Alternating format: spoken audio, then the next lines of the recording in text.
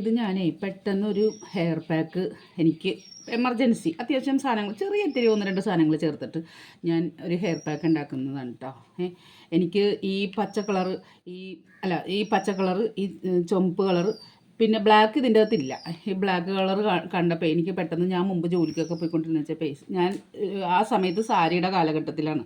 അപ്പോൾ അത് സാരി ഉടുത്ത് ചുരിദാർ അത്ര ഇതായിട്ടില്ല. അപ്പോൾ സാരി ഉടുത്തുകൊണ്ട് പോകുമ്പോൾ ഏത് സാരിക്കും ഒരു പച്ച ബ്ലൗസ്, ഒരു കറുത്ത ബ്ലൗസ്, ഒരു ഈ ചുമപ്പ് ഇങ്ങനെ ഒരു ബ്ലൗസ് ഇതാണ് കേട്ടോ എല്ലാത്തിനും ഉപയോഗിക്കുന്നത്. അപ്പോൾ എന്നെ എല്ലാവരും കളിയാക്കി പറഞ്ഞിട്ടാ. പക്ഷേ നമുക്ക് അറിയാം നമ്മുടെ വീട്ടിലെ ജോലിയെല്ലാം കഴിഞ്ഞിട്ട് വേണം നമുക്ക് ജോലിക്ക്. അപ്പോൾ നമുക്ക് കയ്യിൽ കിട്ടിയത് എടുത്തുകൊണ്ടാണ് നമ്മൾ പോകുന്നത്. ഇല്ലാഞ്ഞിട്ടല്ല, നമുക്ക് എപ്പോഴും അതേ കിട്ടുള്ളൂ വേഗം.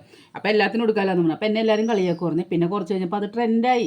അപ്പോൾ അങ്ങനെ ഒരു ട്രെൻഡ് കൊണ്ടുവന്നത് ഞങ്ങളുടെ ആ പരിസരത്ത് ഞാനായിരുന്നു കേട്ടോ. എന്നെ അത് കഴിഞ്ഞ് പിന്നെ ചുരിദാറിൻ്റെ കാലഘട്ടം വന്നപ്പോൾ പിന്നെ പോകുന്നത് എങ്ങനെയാണെന്ന് അറിയാമോ? ചുരിദാറിൻ്റെ കാല് ഒരു കളറ്, ടോപ്പ് ഒരു കളറ്, ഷാള് ഒരു കളറ്. അതും ഇപ്പോൾ ഏകദേശമൊക്കെ ട്രെൻഡായി തുടങ്ങിയിട്ടുണ്ട്. എന്നെ അതിനും എല്ലാവരും കളിയാക്കുമായിരുന്നു. അതുപോലെ ഇനി കുറേ ഒരുപാട് ഇതുപോലെ നല്ല നല്ല ജോലിക്ക് പോകുന്ന ആൾക്കാരൊക്കെ ഉണ്ട് കേട്ടോ. കുറേ പേര് നല്ല വൃത്തിയായിട്ട് നന്നായിട്ട് സാരി ഉടുത്ത് അല്ലെങ്കിൽ നന്നായിട്ട് ചുരിദാറൊക്കെ എടുത്തിട്ട് പോകും. പക്ഷേ അവർക്കൊക്കെ ചീത്തപ്പേരുണ്ടാക്കാനായിട്ട് വേറെ കുറേ എണ്ണം കൊണ്ട് കൈ കിട്ടിയതൊക്കെ കൊടുത്ത് പോകുന്ന ആൾക്കാരും അങ്ങനെ മാച്ചിങ് അതൊക്കെ എന്തെന്നറിയാവോ? തിരക്കാണ്. വീട്ടിലെ ജോലിയെല്ലാം കഴിഞ്ഞിട്ട് വേണ്ടേ നമുക്ക് ഇതൊക്കെ കഴിഞ്ഞിട്ട് വേണ്ടേ നമുക്ക് ഇതായിട്ട് പോകാൻ.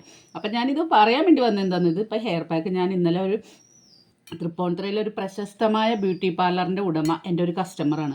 അപ്പോൾ അവർ വന്ന ടൈമിലാണ് നമ്മുടെ കയ്യിൽ നിന്ന് ഓയിൽ ഷോപ്പിൽ ഫസ്റ്റ് ടൈം വന്നപ്പോഴത്തേക്കും കുറച്ച് മുടി ഉണ്ടായിരുന്നുള്ളൂ. നല്ല മുടി ഉണ്ടായിരുന്നവരായിരുന്നു എന്ന് പറഞ്ഞ്, ചേച്ചി ഞാനൊന്ന് ഉപയോഗിച്ച് നോക്കട്ടെ, എനിക്ക് പറ്റിയാൽ ഞാൻ സ്ഥിരമാക്കൂട്ടോ എന്ന് പറഞ്ഞു.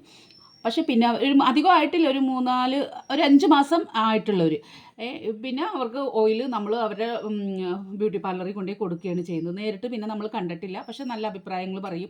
അപ്പോൾ അവരാണ് എനിക്ക് ഈ ഹെയർ പാക്ക് ഉണ്ടാക്കുന്നതിന് നല്ലൊരു മോട്ടിവേഷൻ തന്നതാണ് കേട്ടോ.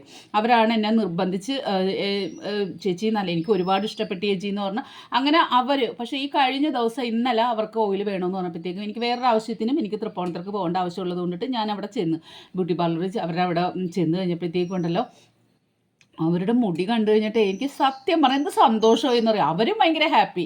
അവരും വന്നിട്ട് ചേച്ചി ഞാൻ റിവ്യൂ ഒക്കെ തരാട്ടോ ചേച്ചിക്ക്, അത് അവരെപ്പോഴും പറയാറുണ്ട് കേട്ടോ. അപ്പോൾ എന്നോട് ഒരു ചേച്ചി എന്ത് പ്രൊഡക്റ്റ് ഉണ്ടാക്കുമ്പോഴും എനിക്ക് തരണം കേട്ടോ. അപ്പോൾ ഞാൻ പറഞ്ഞു, മോളെ ഞാനിപ്പോൾ കുറച്ച് ഡൗൺ ആയിട്ടിരിക്കുന്നൊരു സമയമാണ്. ഓണത്തിൻ്റെ ഒരു തിരക്ക് എന്ന് പറയുന്നത് പല പല കാരണങ്ങൾ കൊണ്ട് ഡൗൺ ആയിട്ടിരിക്കുന്നൊരു സമയമായിരുന്നു. പക്ഷേ ഞാൻ ഈ ഓണം കഴിഞ്ഞ് കഴിഞ്ഞാൽ ഞാൻ നല്ല രീതിയിൽ തന്നെ മുന്നോട്ട് വരണമെന്നാണ്, ദൈവാനുഗ്രഹത്തിൽ എനിക്ക് സാധിക്കണമെന്നാണ് എൻ്റെ ഒരു ആഗ്രഹം.